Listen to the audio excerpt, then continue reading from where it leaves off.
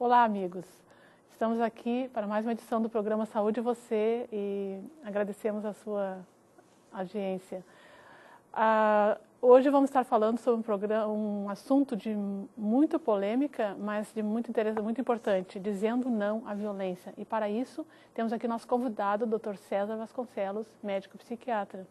Olá, Dr. César. Poderia nos falar rapidamente sobre o seu trabalho atual? Ok, Marilda, obrigado pelo convite para estar aqui mais uma vez nesse programa, aqui na TriBN. Como você disse, eu sou médico psiquiatra, eu trabalhei muitos anos para o Hospital Adventista Silvestre, no Rio de Janeiro, e também para o CAVES, o Centro Adventista de Vida Saudável, um centro de vida saudável administrado pelo Hospital Silvestre, em Nova Friburgo, onde eu fiquei trabalhando até recentemente. Então, estou desenvolvendo um trabalho chamados Ministérios Portal Natural e estudando aqui nos Estados Unidos sobre a obra médica missionária evangelística no Wildwood e fazendo esse treinamento para servir a Deus nessa linha de evangelismo médico.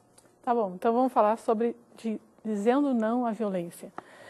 Nós temos um texto bíblico que gostaríamos de ler para você, que está na Bíblia na linguagem de hoje, em Provérbios 31, 8 e 9. Erga a voz em favor dos que não podem defender-se, e seja o defensor de todos os desamparados. Erga a voz e julgue com justiça, defenda os direitos dos pobres e dos necessitados. A Igreja Adventista do Sétimo Dia vem empreendendo uma luta de tomada de consciência e debate ao abuso e violência em quaisquer de suas formas. Em Utrecht, na Holanda, em 1995, na Assembleia da Conferência Geral da Igreja Mundial Adventista, foi tomado um voto oficial sobre o abuso e violência na família, no qual os adventistas afirmam o valor e a dignidade de cada ser humano e rejeitam todas as formas de abuso físico, sexual, emocional e a violência na família. Algumas informações sobre esse assunto é o que vamos agora discutir com o Dr. César. Então, Dr. César, sabe-se que os homens abusam das mulheres de formas variadas, mas o contrário também ocorre? Como é isso? Acontece de maneira muito menos frequente, talvez 5% dos casos pode ser desse jeito, a mulher que abusa do marido, 95%, como nós vamos ver logo em seguida, que realmente é por parte da área masculina, né? E tem um texto que eu queria que você lesse aí, que eu te mostrei, né, para o público. Erich Fromm, no livro A Anatomia da Destrutividade Humana. A crueldade mental, o desejo de humilhar e de ferir os sentimentos de outra pessoa é provavelmente mais difundido que até mesmo o sadismo físico. A dor psíquica pode ser tão intensa ou até mais intensa do que a dor física. É verdade. A dor emocional, ela vai dentro, vai no profundo. Então, a chantagem emocional é o tipo de abuso mais comumente executado pelas mulheres, né, contra os homens. Que apesar de que não é uma coisa de exclusividade feminina, né? Muitos homens fazem isso aí constantemente com as mulheres e até com as crianças também, como nós vamos ver mais tarde aqui no programa. Mas se existe um tipo de abuso que realmente a mulher faz bastante com relação ao homem, é esse tipo de abuso emocional, né, que é essa chantagem emocional. E esse indivíduo é um indivíduo bastante sensível e ele tem o seu coração, o lado do seu coração aberto nas relações, ele vai sofrer muito mesmo, né? Talvez mais do que um tapa físico no rosto, né? Um tapa na alma vai doer muito nessas pessoas. Mas, de fato, as mulheres, elas são as maiores vítimas de qualquer tipo de abuso, na verdade, no mundo inteiro. Há diferentes tipos de abuso, não é? Sim, diferentes tipos de abuso. Eu vou citar os principais e, para começar, o abuso físico, né, que é assim, bem inegável. Abuso físico é uma agressão, qualquer tipo de agressão física que se faz contra o corpo da vítima, né? Pode ser empurrar, pode ser beliscar, pode ser cuspir na pessoa, chutar a pessoa, bater. Alguns mães ou pais puxam o cabelo dos filhos, esbofetear, esmurrar, dar um soco, né? Também abuso físico envolve jogar alguma coisa na pessoa, tipo água quente na pessoa. Eu já atendi paciente com essa história de foi violentado com água quente que foi jogada sobre ela, né? jogar a pessoa contra a parede é um tipo de abuso físico, empurrar a pessoa pelas escadas, né, de uma casa ou de um apartamento, usar objetos para mutilar a pessoa, como uma faca, uma tesoura ou outros objetos perigosos. Todos esses são tipos de abusos físicos. E alguns países cometem abusos físicos, tipo fazendo violações, mutilações genitais nas mulheres, né? Que é uma forma assim, bem violenta de abuso físico e de desrespeito pela humanidade incrível, né? Então, os principais abusos físicos ocorrem dessa maneira, como eu falei, né? E quanto ao abuso emocional ou psicológico? Esse é um tipo de abuso, talvez o mais constante. Eu diria que isso acontece em praticamente todas as famílias. Talvez a diferença vai ser o grau em que isso acontece, ou a intencionalidade, o distúrbio de caráter das pessoas que executam isso. A diferença talvez esteja por aí, mas é muito comum realmente isso nas famílias. O abuso psicológico ou emocional, ele se manifesta da maneira como, por exemplo, críticas constantes a uma pessoa, a um membro da família, crítica mordaz, uma ironia, pessoa irônica, sempre, né, quem sabe, usando rebaixamento, menosprezando o outro, usando muitas vezes apelidos depreciativos, né? Às vezes na família acontece isso, usar um apelido depreciativo que todo mundo ri, mas tem uma mensagem ali meia subliminar, às vezes até direta, né, subliminar, é uma mensagem muito destrutiva, né? E a vítima, às vezes uma criança, né, ou gordinho, ou coisa assim, acaba aceitando aquilo, mas no fundo vai ferindo, né, aquela pessoa com o passar do tempo. Abuso psicológico também se manifesta pela depreciação do caráter da pessoa, ou quando se faz exigências irrealistas quanto à perfeição, pais que são super rígidos e que exigem da criança uma perfeição que é impossível da criança ter. Nem eles mesmos conseguem fazer isso, né? Os que exigem e exigem do outro indivíduo. Pessoas que usam constantemente a linguagem ameaçadora, né? E obscena, às vezes dirigido a outra pessoa. Um tipo de abuso que, aos olhos de alguém, pode achar que é um grande, forte amor, mas seria a possessão excessiva, alguém que quer possuir outra pessoa, sabe, que quer, não no sentido sexual, mas no sentido do controle da vida dessa pessoa, né? É um abuso, né? O contrário seria a pessoa também ter um abandono, né? Tipo, dar um gelo, como se diz na gíria, quer dizer, cria uma barreira e deixa de lado e não quer conversar, não quer tocar, não quer abraçar, não, sabe, uma atitude bastante orgulhosa, muitas vezes, é abuso também, né? Ainda como abuso psicológico, isolamento da pessoa e também privar a pessoa de recursos econômicos e materiais, você podendo ajudar, você nega diretamente para a pessoa que não vai ajudar de forma alguma, ela que se vire e tal. Às vezes se fala isso para as crianças, né, para alguns jovens. E também atitudes violentas que se faz, inclui no abuso emocional, psicológico, para destruir propriedades da vítima, né? Vai lá e bota fogo na roupa da pessoa, vai lá e quebra uma coisa que ela gostou muito que comprou e juntou o dinheiro para comprar e no momento de raiva vai lá e quebra aquilo. É um desrespeito, é um abuso que se faz dentro desse campo de abuso psicológico ou emocional. E só poderíamos falar sobre o abuso sexual? Abuso sexual, eu acredito que está sim crescendo muito. Nós vivemos num mundo erotizado, né, Marilda? E se usa o erotismo para tudo quanto é tipo de propaganda de qualquer produto, né? Praticamente se usa o erotismo para apelar a esse lado emocional, mental humano e faz parte dos abusos de origem sexual, carícias ou toques impróprios, né, ou observações verbais, palavras que se usa para com um membro da família ou outra pessoa que não permitiu aquela liberdade ali. Então, um abuso comumente que se fala na mídia é o incesto, né? O incesto é uma relação sexual com um membro da família, que é, evidentemente, um abuso na área sexual. Carícias e toques podem ser feitos de adultos para crianças e essas são ações abusivas e praticadas quando se pratica com um menor de idade e às vezes é feito por um líder religioso, às vezes é feito por um professor, às vezes por um pai. A gente vai ver mais adiante como que é a frequência maior no abuso em relação às crianças, né? ou pode ser feito também em qualquer adulto, que se você está numa relação de confiança com alguém e você então usa essa relação de confiança para poder abusar sexualmente, para você aproveitar sexualmente dessa pessoa, isso é um tipo de abuso, né? Isso acontece nas empresas, né? Que o chefe corteja a sua secretária, né? E ela com medo de perder o emprego e precisa porque tem que juntar dinheiro para isso, para aquilo, sei lá o quê. Então ali há uma coerção, né? Que existe em situações de trabalho, é um abuso sexual que se faz. Então, ou seja, se aproveita da vulnerabilidade da vítima ou daquele tipo, da qualidade do relacionamento de confiança para satisfazer o abusador. Ele quer satisfazer as suas próprias necessidades, desejos e esses impulsos descontrolados que eles têm, né? Uhum. Você sabia que pelo menos 95% das vítimas de abuso na família são mulheres?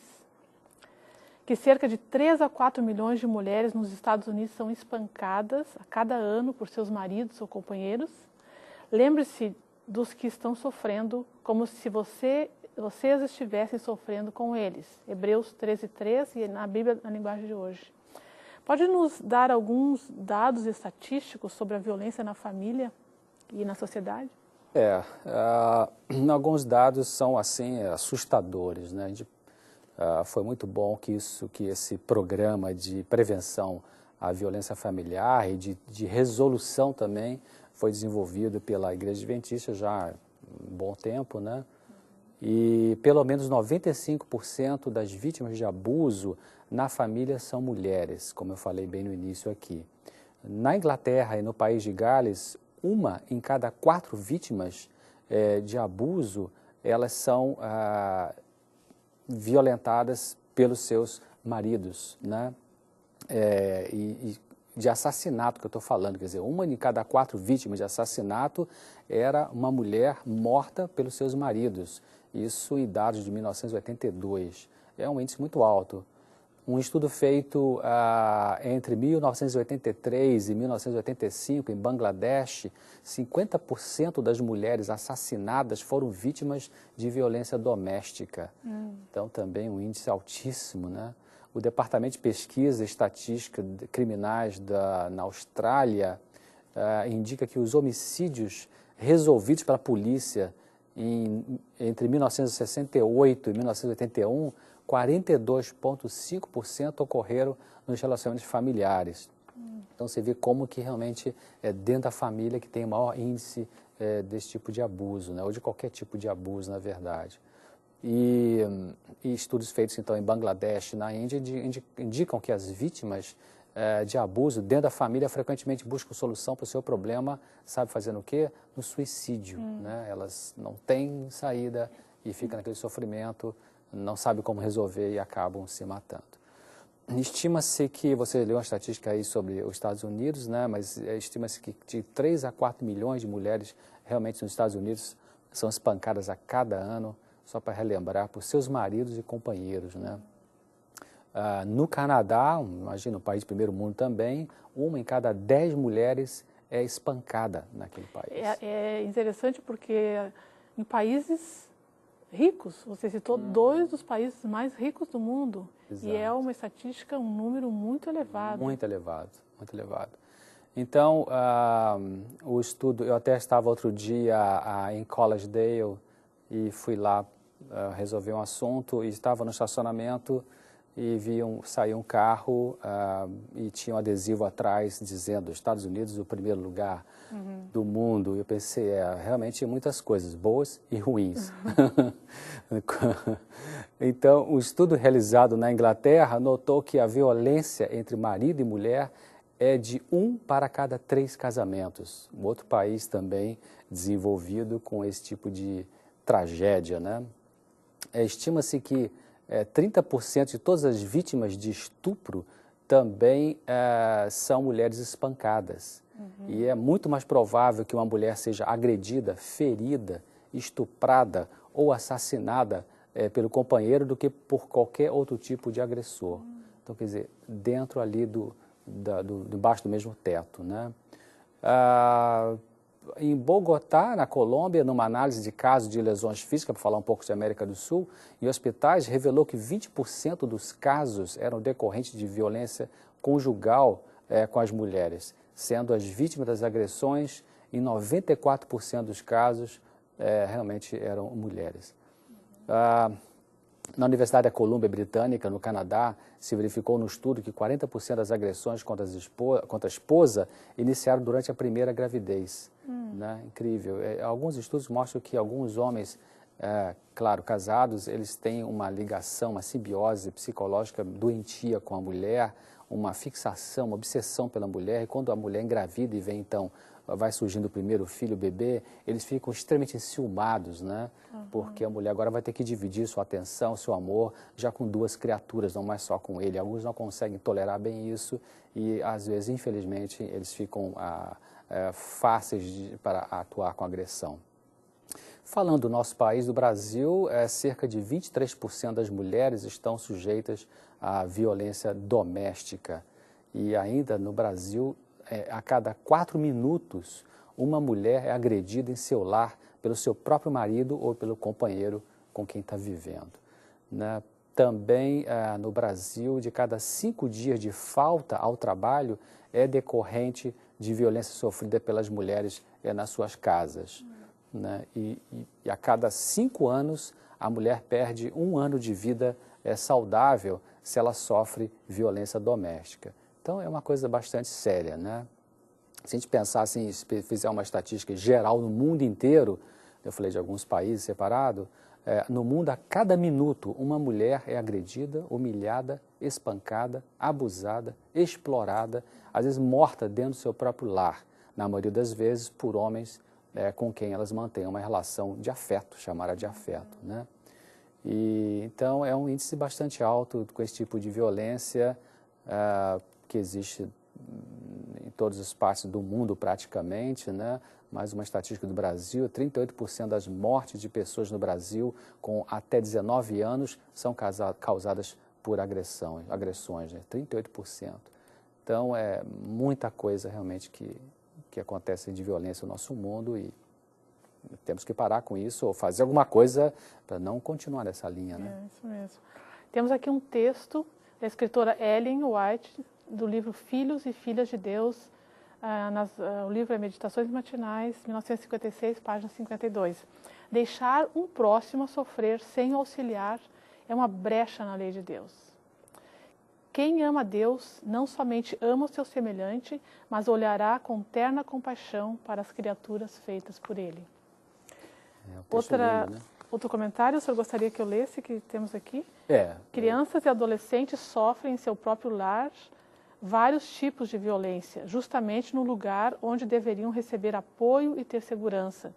Quando pais batem com violência na criança, pensando que estão educando, colocando limites, estão fazendo o contrário, porque elas ficam confusas e podem ficar revoltadas, podendo se tornar adultos violentos mais tarde. Comente sobre a violência contra crianças e jovens. Isso é uma coisa assim, extremamente lamentável, né, Marilda? A criança é indefesa, a criança sempre é vítima do abuso, né? Nunca ela é instigadora, não tem isso, alguns pais querem alegar isso, ela fez isso, fez aquilo. O Ministério da Saúde do nosso país diz que a principal causa causa de morte entre jovens de 5 a 19 anos é a agressão física, que ocorre na maioria das vezes na família, né? A Unicef estima que por dia, 18 mil crianças e adolescentes são espancados no Brasil e em torno de 7 mil mortes por ano são decorrentes dessas agressões. Né? Não é um número oficial, até porque muitas dessas famílias onde houve essa agressão, eles não fazem denúncia, elas têm medo, né? E então escondem isso aí, mas aonde se sabe, esse é um índice estatístico bastante alto, que já se sabe, né? E se você observar os estudos feitos em atendimento de pronto-socorro, quando crianças às vezes chegam ao pronto-socorro com queimaduras ou com fratura óssea, um hematoma. Então, geralmente, quando o médico pergunta o que aconteceu, eles geralmente falam que foi um acidente, caiu da bicicleta ou queimou no fogão e tal. E, na verdade, muitas dessas histórias foi abuso físico feito contra essas crianças aí, né? E o que sente as crianças violentadas em suas próprias casas?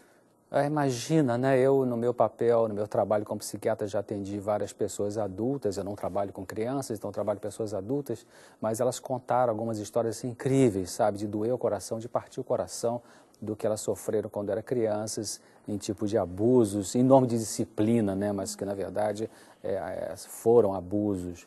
As crianças, elas ficam quietas, elas têm medo, elas têm vergonha, elas têm culpa. O adulto que sabe da violência feita contra elas, ele é o responsável geralmente pelo cuidado para com essas crianças. Quer dizer, quem cuida é que violenta na maioria das vezes, né? Então, muitas mães que sabem que houve agressão contra seus filhos, elas ficam caladas com medo do marido, né? Elas têm medo de que o marido possa até espancá-las também, ou medo de que o marido as abandone. Medo de denunciar o marido violento e o que ele vai fazer com ela, né? Mas é importante que as mães que estão agora até nos escutando nesse momento, que elas não fiquem caladas nessa circunstância. Se ela ficar calada, ela vai ser como se fosse um cúmplice desse agressor. Então, o agressor, nesse caso, é um covarde que agride uma criança, podendo ser de qualquer religião, de qualquer raça, posição social, econômica, né? Então, ele tem que ser denunciado. Essa denúncia que pode talvez gerar um tratamento que essa pessoa vai precisar, né? De repente, com uma determinação judicial, ele vai ser instigado a um tratamento. E aí tem solução para alguns desses casos, né? De pessoas que têm essa atitude violenta. E existem locais apropriados para fazer essa denúncia, a Secretaria de Proteção ao Jovem, da Criança, ao Adolescente, quem está nos assistindo o programa hoje pode procurar essas instituições e fazer a denúncia, porque realmente isso não pode continuar. Será que a violência doméstica está ligada à pobreza? Essa é uma boa pergunta. Não está ligada à pobreza, nem está ligada ao alcoolismo ou qualquer outra dependência química somente. Pode estar ligada, mas não está ligada. Você sabe que o alcoolismo e outras dependências químicas existem em todas as classes sociais, em todas as classes econômicas, né? E o que acontece é que o agressor, ele já possui uma tendência agressiva na estrutura da personalidade dele. E o que pode desencadear seus atos violentos é o uso de alguma droga. Ele consome o álcool, a maconha, a cocaína, e então aí desencadeia uma violência que já está estruturada naquele distúrbio de caráter ali. Também pessoas com desemprego, pessoas com falta de dinheiro ficam violentas, brigas com o cônjuge, problemas do casamento, problemas do trabalho.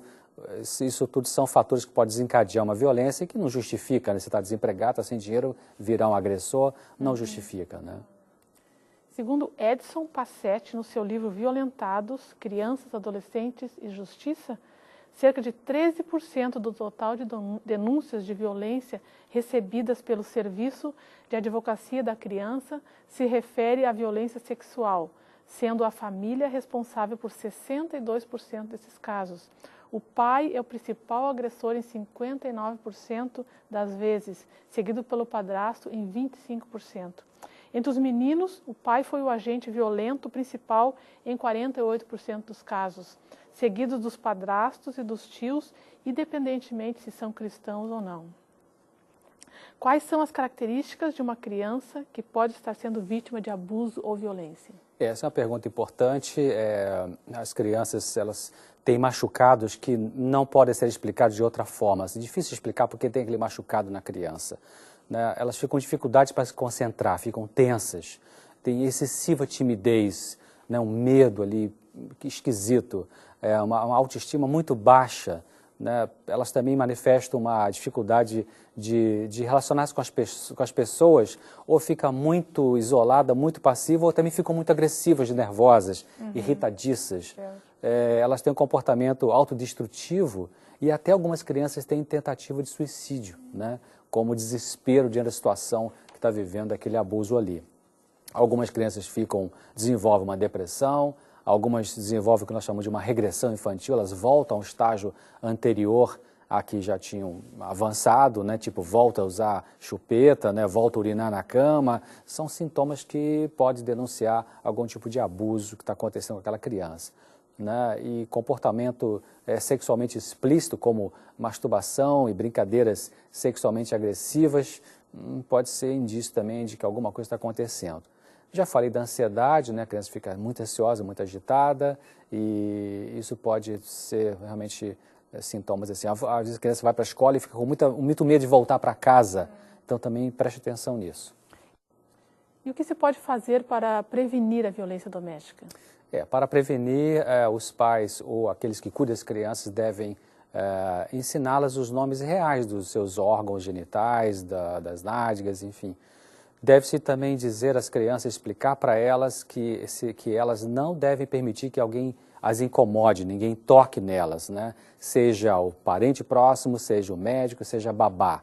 E dizer que se ela se sentir incomodada, a criança, ela deve falar, não ter medo e dizer para a pessoa que está ali cuidando dela. Se alguma vez um médico precisar fazer algum exame físico na criança que vai ser desagradável, então deve-se explicar para a criança o que o médico vai fazer, qual é o procedimento, né?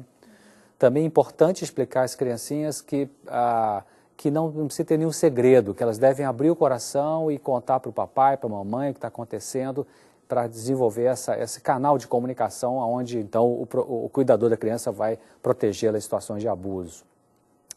Deve-se ensinar a criança que ela não deve ser permitida ser fotografada nua ou quase nua e também explicar que se alguém pedir, seja quem for, que ela mostre fotos ou que ela se apresente nua, ou mostrar para elas fotos de pessoas nuas, então isso tem que ser orientado para que ela denuncie isso e fale com o cuidador, né?